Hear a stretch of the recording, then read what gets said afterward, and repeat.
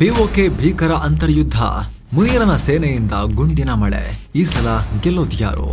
ನಮಸ್ಕಾರ ಸ್ನೇಹಿತರೆ. ಪಿಒಕೆ ಅಥವಾ ಪಾಕ್ ಆಕ್ರಮಿತ ಕಾಶ್ಮೀರದಲ್ಲಿ ಈಗ ಭೀಕರ ದಂಗೆ ನಡೀತಾ ಇದೆ. ಪಾಕಿಸ್ತಾನಿ ಸೈನಿಕರು, ಮುನೀರನ ಸೈನಿಕರು ಮತ್ತು ಪೊಲೀಸರು ಅಲ್ಲಿನ ಪಿಒಕೆನ ಜನರ ಮೇಲೇನೆ ಗುಂಡು ಹಾರಿಸ್ತಿದ್ದಾರೆ. ಕೇವಲ 24 ಗಂಟೆಗಳಲ್ಲಿ 31ಕ್ಕೂ ಅಧಿಕ ಅಮಾಯಕ ಜನರ ಪ್ರಾಣ ಹೋಗಿದೆ. 24 ಗಂಟೆಗಳಲ್ಲಿ ಪಿಒಕೆ ಜನ ಹೇಳಿದ್ರು, ಎಲೆಕ್ಷನ್ ಮಾಡಬೇಡಿ, ನಾವು ಬಿಡಲ್ಲ, ಈ ಸಿಸ್ಟಮ್ ನಮಗೆ ಇಷ್ಟ ಇಲ್ಲ ಅಂಥೇಳಿ ತಿಂಗಳುಗಳಿಂದ ಪ್ರತಿಭಟನೆ ಮಾಡಿ ಜೀವ ಕೊಡ್ತಾನೆ ಬಂದಿದ್ರು. ಆದರೂ ಎಲೆಕ್ಷನ್ ಶುರುವಾಯಿತು. ಪಾಕ್ ಸೇನೆ ಮತ್ತು ಪ್ರತಿಭಟನಾಕಾರರು ಎದುರು ಬದುರಾದರೂ ಭಯಂಕರ ಮಾರಾಮಾರಿ ನಡೀತಾ ಇದೆ. ಈಗ ರಾವಲ್ಕೋಟ್ನಿಂದ ಮುಜಫರಾಬಾದ್ವರೆಗೆ ಜನರ ಆಕ್ರೋಶ ಮುಗಿಲು ಮುಟ್ಟಿದೆ. ಈ ಭೀಕರ ಹೊಡೆದಾಟದ ನಡುವೆನೇ ಪಾಕಿಸ್ತಾನ ಎಲೆಕ್ಷನ್ ಅನ್ನೋ ಪ್ರಜಾಪ್ರಭುತ್ವದ ನಾಟಕವನ್ನು ಕಂಟಿನ್ಯೂ ಮಾಡಿದೆ ಅಲ್ಲಿ. ಆದರೆ ಜನ ಕೇರ್ ಮಾಡ್ತಿಲ್ಲ. ಬ್ಯಾಲೆಟ್ ಬಾಕ್ಸ್ಗಳಿಗೇನೆ ಬೆಂಕಿ ಇಡ್ತಾ ಇದ್ದಾರೆ. ಇಮ್ರಾನ್ ಖಾನ್ರಂತಹ ನಾಯಕನ ದೊಡ್ಡ ಪಕ್ಷ ಈ ಚುನಾವಣೆಯನ್ನು ಸಂಪೂರ್ಣ ಬಾಯ್ಕಾಟ್ ಮಾಡಿದೆ. ಹಾಗಿದ್ರೆ ಪಿಒಕೆನಲ್ಲಿ ನಡೀತಾ ಇರೋದೇನು? ಇಷ್ಟೆಲ್ಲ ನಡೀತಾ ಇದ್ರು ಪಾಕಿಸ್ತಾನ ಯಾಕೆ ಎಲೆಕ್ಷನ್ ಮಾಡ್ತಾ ಇದೆ? ಈ ಸಲ ಪಿಒಕೆನಲ್ಲಿ ಮುನೀರನ ಸೇನೆ ನಡೆಸೋ ಫೇಕ್ ಚುನಾವಣೆಯಲ್ಲಿ ಈ ಸಲ ಯಾರು ಗೆಲ್ಬೋದು ಪಿಒಕೆನಲ್ಲಿ? ಬನ್ನಿ, ನಮ್ಮ ಗಡಿಯಲ್ಲಿ, ನಮ್ಮ ಭೂಭಾಗದಲ್ಲಿ ಸಂವಿಧಾನಬದ್ಧವಾಗಿ ನಮ್ಮ ಜಾಗವಾಗಿರೋ, ಆದರೆ ಪಾಕ್ ಆಕ್ರಮಿಸಿಕೊಂಡು ಇಟ್ಕೊಂಡಿರೋ ಜಾಗದಲ್ಲಿ ನಡೀತಾ ಇರೋ ಈ ಅತಿ ದೊಡ್ಡ ಬೆಳವಣಿಗೆ ಬಗ್ಗೆ ಡೀಟೇಲ್ ಆಗಿ ತಿಳ್ಕೊಳ್ಳೋಣ. ನೀವು ನೋಡ್ತಾ ಇದ್ದೀರಾ ಮಸ್ತ್ ಮಗ ಚಾನಲ್. ನಾನು ಅಮರ್ ಪ್ರಸಾದ್. ಸ್ನೇಹಿತರೆ, ಪಿಒಕೆನಲ್ಲಿ ಪರಿಸ್ಥಿತಿ ತುಂಬಾ ಉದ್ವಿಗ್ನ ಇದೆ. ಪಾಕಿಸ್ತಾನದ ಇಮ್ರಾನ್ ಖಾನ್ ಪಾರ್ಟಿನೇ ಹೇಳ್ತಿರೋ ಪ್ರಕಾರ 10, 20, 30 ಅಲ್ಲ, 100ಕ್ಕೂ ಅಧಿಕ ಜನರ ಪ್ರಾಣ ಹೋಗಿದೆ. ಮತ್ತೊಂದು ಕಡೆ ಪಾಕ್ ಸೇನೆ ಪಿಒಕೆನಲ್ಲಿ ಸಿಕ್ಕಾಪಟ್ಟೆ ರೆಸ್ಟ್ರಿಕ್ಷನ್ಸ್ ಹಾಕಿದೆ. ಇಂಟರ್ನೆಟ್ ಬಂದ್, ಸಾಮಾನ್ಯ ಜನ ಒಂದು ಕಡೆಯಿಂದ ಮತ್ತೊಂದು ಕಡೆಗೆ ಹೋಗೋಕ್ಕೂ ಕೂಡ ಬಿಡ್ತಾ ಇಲ್ಲ. ಆಹಾರ ಸಿಗ್ತಾ ಇಲ್ಲ, ಮೂಲಭೂತ ಅವಶ್ಯಕತೆಗಳನ್ನ ಫುಲ್ಫಿಲ್ ಮಾಡ್ಕೊಳ್ಳೋಕ್ಕೂ ಕೂಡ ಬಿಡ್ತಾ ಇಲ್ಲ. ಹೀಗಂತ ಪಿಒಕೆನಲ್ಲಿ ನಡೀತಾ ಇರೋ ಪ್ರತಿಭಟನೆಯ ಲೀಡರ್ಶಿಪ್ ತಗೊಂಡಿರೋ Jammu Kashmir joint Awami action committee JAAC ಹೇಳಿದೆ. ಇದಕ್ಕೆಲ್ಲ ಮೂಲ ಕಾರಣ ಪಿಒಕೆನಲ್ಲಿ ಮುನೀರ್ ಸೇನೆ ಮಾಡೋಕೆ ಹೊರಟಿರೋ ಎಲೆಕ್ಷನ್. ಸ್ನೇಹಿತರೆ, ಪಿಒಕೆನ ಪಾಕಿಸ್ತಾನ ಆಜಾದ್ ಕಾಶ್ಮೀರ, ಗಿಲ್ಗಿಟ್ ಬಲ್ಟಿಸ್ತಾನ್ ಅಂತೆಲ್ಲ ಡಿವೈಡ್ ಮಾಡ್ಕೊಂಡಿದೆ. ಅದರಲ್ಲೂ ಆಜಾದ್ ಕಾಶ್ಮೀರ ಅಂತ ಹೇಳಿ ಪಾಕಿಸ್ತಾನ ಕರೆಯೋ ಜಾಗ, ಅದು ಫುಲ್ ಇಂಡಿಪೆಂಡೆಂಟ್ ಕಂಟ್ರಿ. ಅದು ಅವ್ರಿಗೆ ನಾವು ಪ್ರೊಟೆಕ್ಷನ್ ಅಷ್ಟೇ ಕೊಡ್ತಾ ಇದ್ದೀವಿ ಅಂತ ಹೇಳಿ ಪಾಕಿಸ್ತಾನ ಬಿಂಬಿಸುತ್ತೆ. ಅದಕ್ಕೊಂದು ಹೆಸರಿಗೆ ಮಾತ್ರ ಒಂದು ಪ್ರತ್ಯೇಕ ಪ್ರಧಾನಿ, ಪ್ರತ್ಯೇಕ ಆಡಳಿತ, ಒಂದು ಸುಪ್ರೀಂ ಕೋರ್ಟ್ ಅಂತೆಲ್ಲ ಮಾಡಿಟ್ಟಿದ್ದಾರೆ. ಎಲ್ಲ ರಬ್ಬರ್ ಸ್ಟ್ಯಾಂಪ್. ನಿಜವಾದ ಕಂಟ್ರೋಲ್ ಪಿಒಕೆ ಆಡಳಿತದ ಮೇನ್ ಸ್ವಿಚ್ ಇರೋದು ಪಾಕ್ ಸರ್ಕಾರ ಮತ್ತು ಸೇನೆ ಹತ್ರವೇ. ಇಡೀ ಆಡಳಿತ ವ್ಯವಸ್ಥೆಯನ್ನ ಪಾಕ್ ಸರ್ಕಾರ ಹೈಜಾಕ್ ಮಾಡಿಟ್ಕೊಂಡಿದೆ. ಇಲ್ಲೇನ್ ಮಾಡಿದಾರೆ ಗೊತ್ತಾ ಇವರು? ಪಾಕ್ ತನಗೆ ಆಡಳಿತವನ್ನ ಕಂಟ್ರೋಲ್ ಮಾಡೋಕೆ ಹೇಗೆ ಬೇಕೋ ಹಾಗೆ ಸೀಟ್ಗಳನ್ನ ಡಿವೈಡ್ ಮಾಡಿದ್ದಾರೆ. ಪಿಒಕೆ ಅಸೆಂಬ್ಲಿಯಲ್ಲಿ ಒಟ್ಟು 53 ಸೀಟುಗಳಿವೆ. ಇದೇ ಸೀಟ್ಗಳಿಗೆ ಈಗ ಜುಲೈ 27ನೇ ತಾರೀಕು ಆಗಸ್ಟ್ 10ರವರೆಗೆ 3 ಹಂತಗಳಲ್ಲಿ ಎಲೆಕ್ಷನ್ ನಡೆಯೋದು.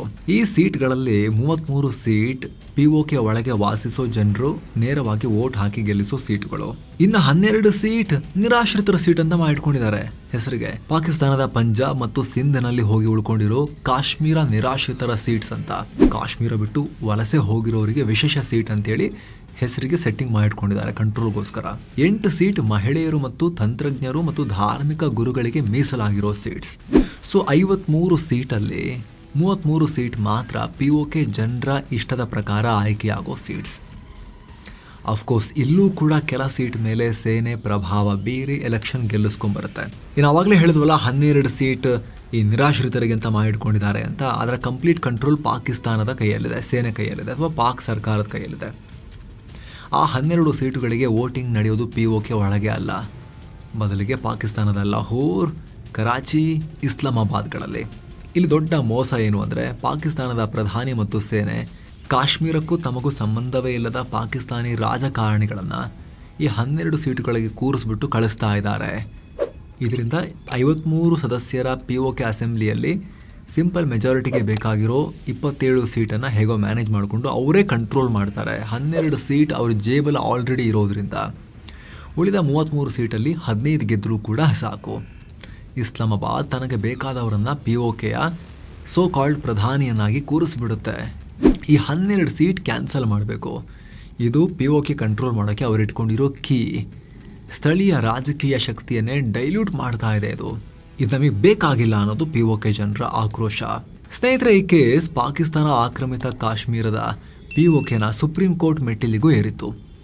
ಅಲ್ಲೂ ಕೂಡ ಪಾಕ್ ಸರ್ಕಾರದ ಪರವಾಗಿ ತೀರ್ಪು ಬಂದಿದೆ, ಪಿಒಕೆ ಜನರ ಪರವಾಗಲ್ಲ. ಈ ಸೀಟ್ಗೆ ಸಾಂವಿಧಾನಿಕ ರಕ್ಷಣೆ ಇದೆ, ಹೀಗಾಗಿ ಇಲ್ಲಿ ಚುನಾವಣೆ ನಡೆಯೋದನ್ನು ತಡೆಯೋಕೆ ಸಾಧ್ಯ ಇಲ್ಲ. ಈ ಸೀಟ್ಗಳನ್ನು ಬದಲಾಯಿಸಬೇಕು ಅಂದರೆ ಸಾಂವಿಧಾನಿಕ ತಿದ್ದುಪಡಿಯಿಂದ ಮಾತ್ರ ಸಾಧ್ಯ ಅಂತ ಕೋರ್ಟ್ ಹೇಳಿದೆ. ಆದರೆ ಇಲ್ಲೊಂದು ಪ್ರಾಬ್ಲಮ್ ಇದೆ. ಒಂದು ವೇಳೆ ಸಾಂವಿಧಾನಿಕವಾಗಿ ತಿದ್ದುಪಡಿ ಮಾಡಬೇಕು ಅಂದರೆ POK ಸಂವಿಧಾನದ ಆರ್ಟಿಕಲ್ 33ರ ಪ್ರಕಾರ POK ಅಸೆಂಬ್ಲಿಯ ಬಹುಮತ ಸಾಕಾಗಲ್ಲ.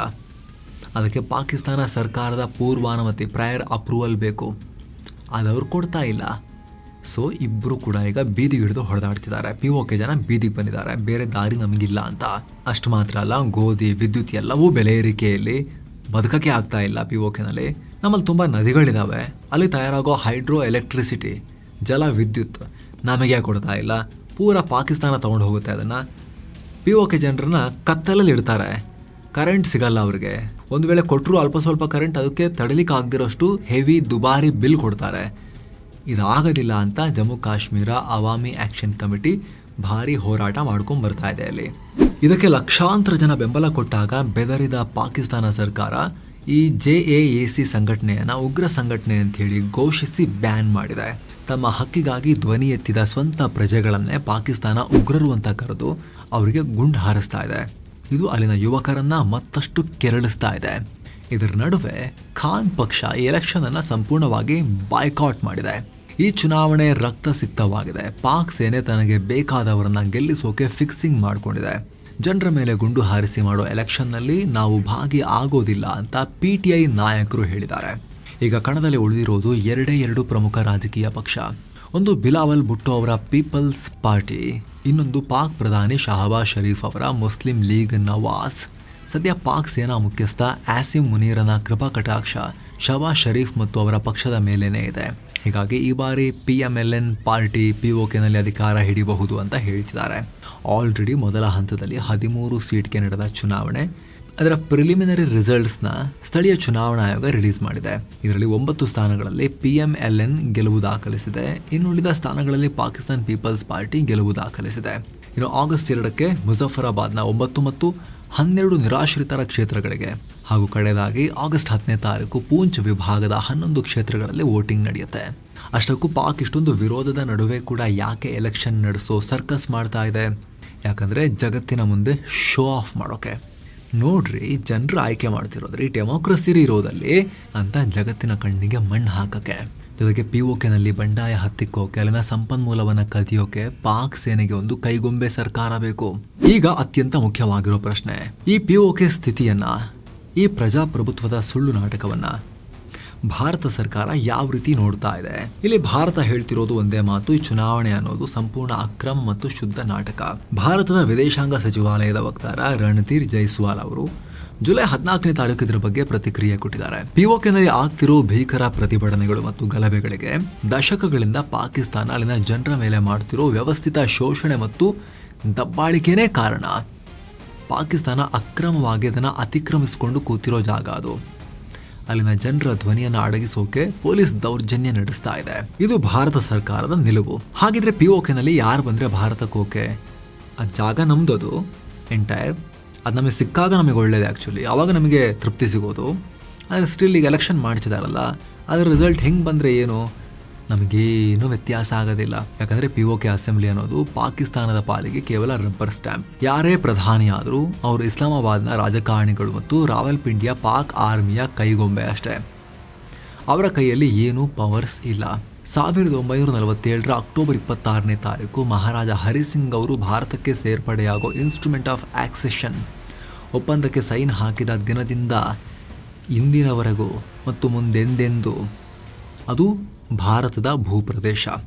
ಇದು ನಮ್ಮ ನಿಲುವು. POK ಸೇರಿದಂತೆ ಇಡೀ ಜಮ್ಮು ಕಾಶ್ಮೀರ ಮತ್ತು ಲಡಾಖ್ ಭಾರತದ ಅವಿಭಾಜ್ಯ ಅಂಗ. ಪಾಕ್ ಇಲ್ಲಿ ಅಕ್ರಮವಾಗಿ ಬಲವಂತವಾಗಿ ಕೂತಿದೆ ಅಷ್ಟೇ. ಇದು ನಮ್ಮ ಭಾರತದ ನಿಲುವು, ಅಧಿಕೃತ ನಿಲುವು, ಸಾಂವಿಧಾನಿಕ ಸ್ಥಿತಿ, ಕಾನ್ಸ್ಟಿಟ್ಯೂಷನಲ್ ಸ್ಟೇಟಸ್ ಇವಾಗ ಸದ್ಯಕ್ಕದು ನಮ್ಮಲ್ಲಿ. ಇದನ್ನ ನಮ್ಮ ಈ ಸಾಂವಿಧಾನಿಕ ಸ್ಟೇಟಸ್ ಅನ್ನ ರಿಯಾಲಿಟಿಗೂ ಕೂಡ ಅದನ್ನ ತಗೊಂಡು ಹೋಗೋಕೆ ಟೈಮ್ ಬಂದಿದ್ದೇನೋ ಅನ್ನೋ ರೀತಿಯಲ್ಲಿ POKನಲ್ಲಿ ಇತ್ತೀಚೆಗೆ ಬೆಳವಣಿಗೆಗಳಾಗ್ತಿದ್ದಾವೆ. ಇದು ಮುಂದೆ ಎಲ್ಲಿಗೆ ಹೋಗುತ್ತೆ ನೋಡೋಣ. POK ಪ್ರತಿಭಟನೆಯ ಕಿಚ್ಚು. ಇದರ ಬಗ್ಗೆ ನಿಮ್ಮ ಒಪಿನಿಯನ್ ಮಿಸ್ ಇಲ್ಲ ಕಾಮೆಂಟ್ ಮಾಡಿ ತಿಳಿಸಿ. Thank you so much. ಮತ್ತೆ ಭೇಟಿ ಆಗ್ತಿರೋಣ ಸ್ನೇಹಿತರೆ. ನಮಸ್ಕಾರ.